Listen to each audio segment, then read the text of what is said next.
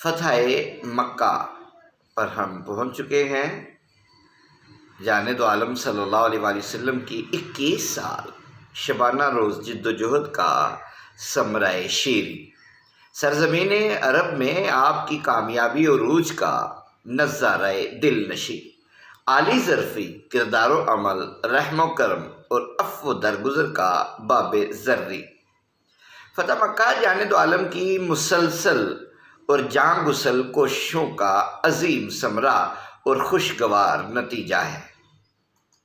آج سے 8 سال پہلے آپ کو با دل نخواستہ اور بچشم اشک بار اس بلد امین کو چھوڑنا پڑا تھا۔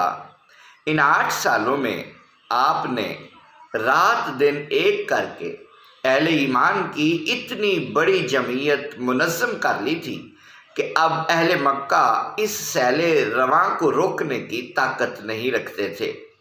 چنانچہ اب وقت آ گیا تھا کہ اس شہر مقدس کو کفر و شرک کی نجاستوں سے یکسر پاک کر دیا جائے اور اس کے چپے چپے پر اللہ کی وحدانیت و کبریائی کا اعلان کر دیا جائے۔ مگر اس میں رکاوٹ یہ تھی کہ حدیبیہ میں صلح کا جو معاہدہ ہوا تھا اس کا وقت ابھی باقی تھا اور مسلمانوں کی طرف سے کوئی پیش رفت عہد کی خلاف ورزی ہوتی جس کا اہل ایمان تصور بھی نہیں کر سکتے تھے۔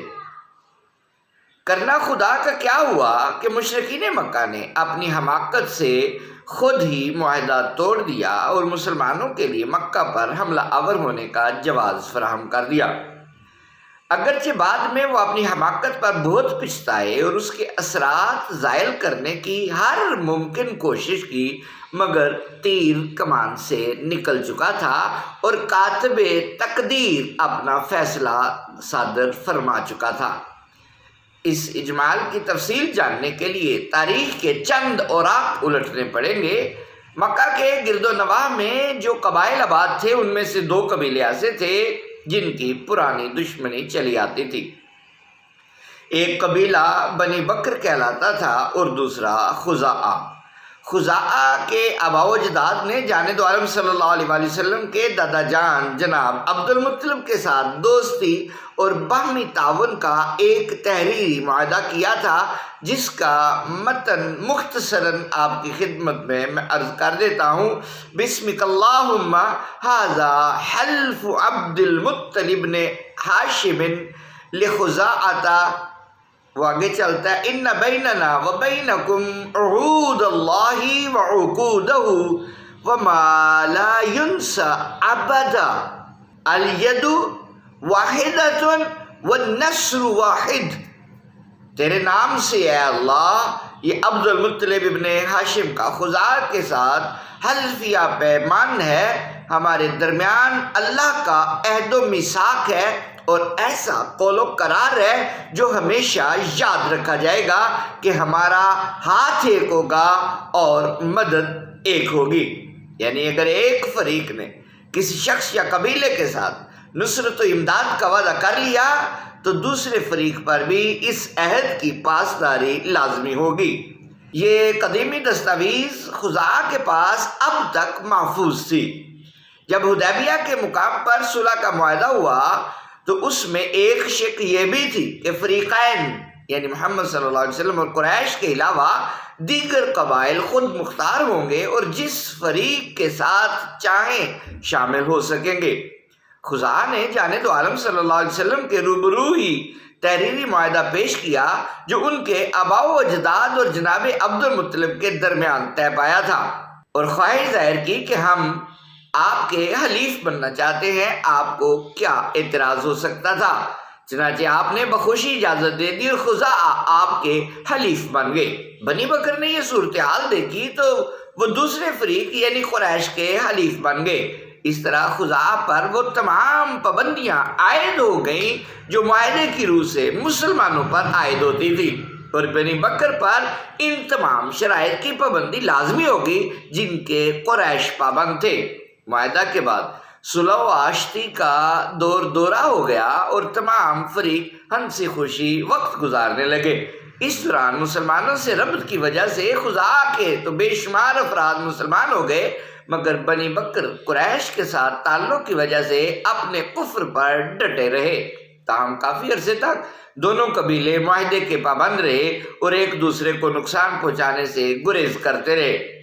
پھر نہ جانے کیا ہوا کہ بنی بکر نے خزاعہ کے ساتھ قدیم دشمنی کو یاد کر کے خزاعہ پر حملہ کرنے اور انتقام لینے کی ٹھان لی اور ایک رات بغیر کسی سبب کے خزاعہ کی بستی پر چڑھائی کر دی۔ خزاعہ بے خبر سو رہے تھے یا تہجد کے لیے اٹھے تھے اور مصروف صلاۃ و مناجات تھے۔ ان کے وہم و گمان میں بھی یہ بات نہیں تھی کہ رات کے اس پہر دشمن کوئی کارروائی کر سکتے ہیں، اس لیے بے خبری میں مارے گئے اور پہلے ہی حملے میں ان کا ایک آدمی قتل اور متعدد زخمی ہو گئے۔ اس کے بعد باقاعدہ لڑائی شروع ہو گئی جو رات بھر جاری رہی اور دونوں فریق لڑتے لڑتے حدود حرم میں داخل ہو گئے۔ بنی بکر چونکہ قریش کے حلیف تھے، اس لیے اس لڑائی میں قریش کے سرداروں نے ان کی بھرپور مدد کی اور اسلحہ فراہم کیا۔ ان کا خیال تھا کہ رات کے اندھیرے میں ہمیں کوئی نہیں پہچان سکے گا اور کسی کو پتہ ہی نہیں چلے گا کہ ہم نے بنی بکر کی امداد کی ہے۔ حالانکہ ایسی باتیں بھلا کہیں چھپی رہ سکتی ہیں۔ بہرحال بنی بکر کو چونکہ قریش کی مدد حاصل تھی، اس لیے لڑائی میں ان کا پلہ بھاری رہا اور انہوں نے خزاعہ کے 23 آدمی مار ڈالے۔ صبح کی روشنی پھیلنے لگی تو قریش کے سردار اپنے اپنے گھروں کو چلے گئے اور بنی بکر اپنی بستی کی طرف لوٹ گئے۔ صبح ہوئی تو خزاعہ کے 40 آدمی جانب عالم کو بنی بکر اور قریش کے اس ظلم و ستم سے آگاہ کرنے کے لیے مدینہ روانہ ہو گئے۔ مکہ سے مدینہ تک کئی دن کا فاصلہ تھا۔ راستے میں یہ لوگ اپنے مظلومانہ حالات پر مشتمل دردناک اشعار پڑھتے جاتے اور جانب عالم صلی اللہ علیہ وسلم کو غائبانہ طور پر اپنی امداد اور فریاد رسی کے لیے پکارتے جاتے۔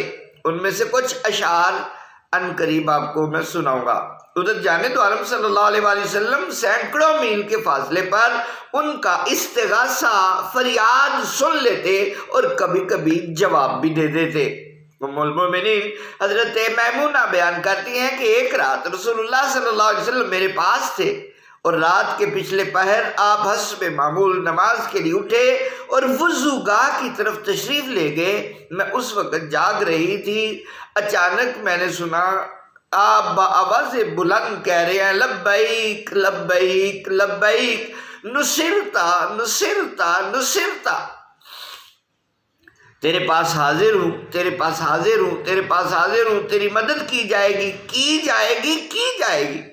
میں بہت حیران ہوئی کہ نہ جانے رسول اللہ صلی اللہ علیہ وآلہ وسلم کس سے مخاطب ہیں جبکہ قرب و جوار میں کوئی فرد موجود نہیں ہے۔ بعد میں جب میں نے رسول اللہ صلی اللہ علیہ وسلم سے اس کے بارے میں پوچھا تو آپ نے فرمایا ذالک راجز بنی کعب یستصرخنی، یہ بنی کعب خزاعہ کی ایک شاخ کا نام ہے کا رجز خواں تھا جو مجھے داد رسی کے لیے پکار رہا تھا، یعنی میں اس کو غائبانہ طور پر جواب دے رہا تھا۔ سبحان اللہ، کیا شان ہے سماعت مصطفیٰ کی، سینکڑوں میل سے فریادیں سن رہے ہیں اور جواب دے رہے ہیں۔ اعلیٰ حضرت فاضل بریلوی نے کیا خوب کہا تھا، دور و نزدیک سے سننے والے وہ کان، دور و نزدیک سے